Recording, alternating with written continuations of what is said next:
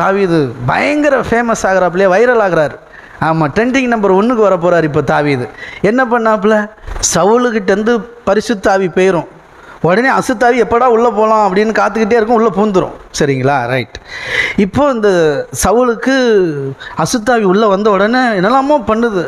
அப்போ ஒரு வழக்கம் இருந்துச்சு, என்னென்னா இந்த இசைக்கருவி வாசித்தோம்னா இந்த பேயெல்லாம் அப்படியே கிறங்கி ஓடிடும் போல்.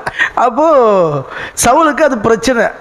அசுத்தாவி உள்ள அவனை அலக்களிக்கும் போது வாத்தியம் நல்ல இசைக்கருவி வாசிக்கிற ஒரு ஆளை கூப்பிடுவோம் அப்படின்னப்போ பாருங்கள், அங்கே ஒருத்தர் சொல்கிறான், ஈசாயின் குமாரன் தாவீது ஒருத்தர் இருக்கான், நல்ல பையன், சூப்பர் பையன், அழகாக வாசிப்பானே அப்படின்னொன்னே கூப்பிடு அப்படின்ட்டாப்புல.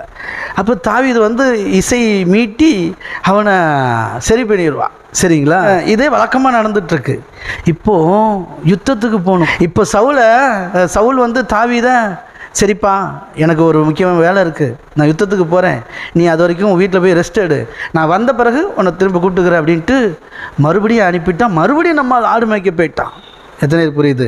யுத்த களத்துக்கு சவுல் மட்டும் போகிறான், தாவீதும் கூடவே இருந்து ஏதாவது பண்ணியிருந்தா கூட சவுலும் ஒரு காரணம் தாவீது உயர்த்தப்படுறதுக்குன்னு சொல்லிடலாம்.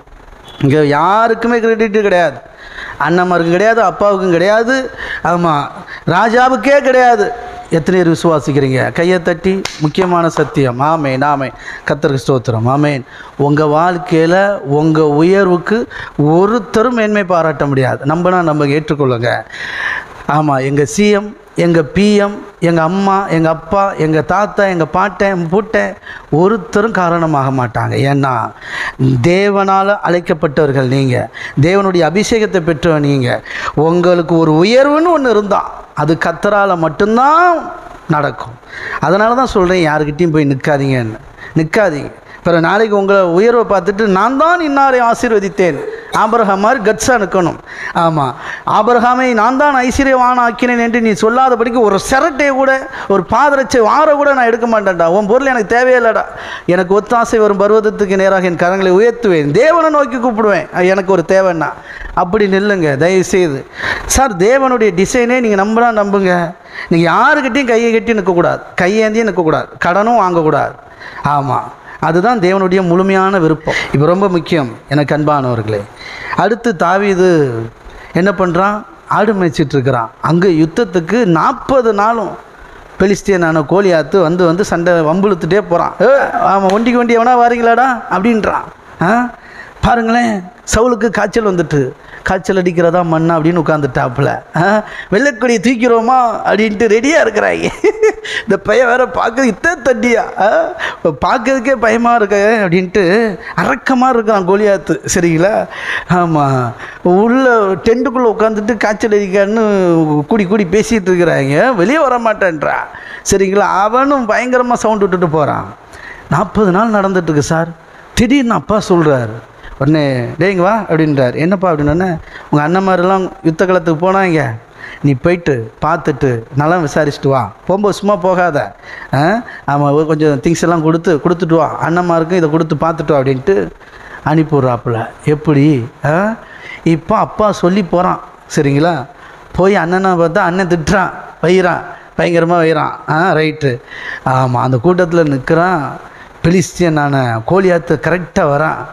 எவனாவது ஒத்தைக்கு எங்கூட போட்டி போட தில் இருக்காடா அப்படின்றான். தலைவருக்கு அப்படியே டடன்னு அப்படியே நரம்பு புடைக்குது தாவீதுக்கு. எரிமலை எப்படி பொறுக்குன்னு. உடனே என்னது, இஸ்ரவேலின் தேவனுடைய சேனைகளை நிந்திப்பதற்கு விருத்த சேதனம் இல்லாத இந்த பெலிஸ்தியன் எம்மாத்திரம். ஆமாம், இவனுக்கு ஒன்றா என்ன கிடைக்கும் அப்படின்றான். டீல் பேசுகிற இவனுக்கு ஒன்றா என்ன கிடைக்கும் அப்படின்னா பாருங்கள். ஆமாம், ஈஸியாக அடித்து காலி பண்ணான். கோலியாத்துங்கிற பெரிய மாம்ச மலையை ஒரு கல்லில் அடித்து சாய்ச்சா. இவன் ஆக்டிங் மட்டும்தாங்க இவன். புரியுதுங்களா? இவனை கர்த்தரே வர வைக்கிறாரு சார். கையை தட்டி எத்தனை பேர் புரியுது சார்? இந்த எதையாவது செஞ்சால் தான் கர்த்தர் என்னை ஆசீர்வதிப்பான்னு யாராவது இருக்கீங்களா? தாவீது எதையாவது செஞ்சாடா? ஆமாம், அவர் சொல்கிறத கீழ்ப்படிஞ்சா போதும் சார். இப்போ சொல்கிறேன், ஆமாம், கோலியாத்து தாவீது ஜெயிக்கிறதுக்கு கர்த்தர் பயன்படுத்தின முதல் பாத்திரம் அவங்க அப்பா.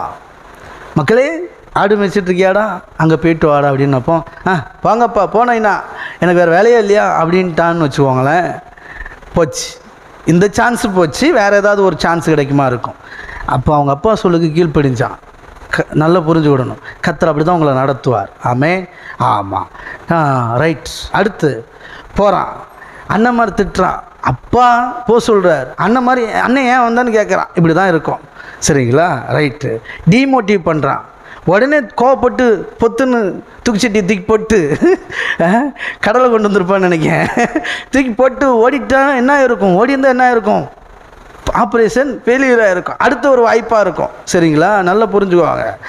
கோவப்படலை, சரி போட்டு விடா சூனா போனா, இதெல்லாம் மேட்ரா, இவர் எப்பவும் திட்டுறா தானே, அண்ணன் இன்னைக்கு நேரத்தான் திட்டுறா, எப்பவும் திட்டுறா தானே, சரியான அவன் பாட்டு இருக்கிறான்.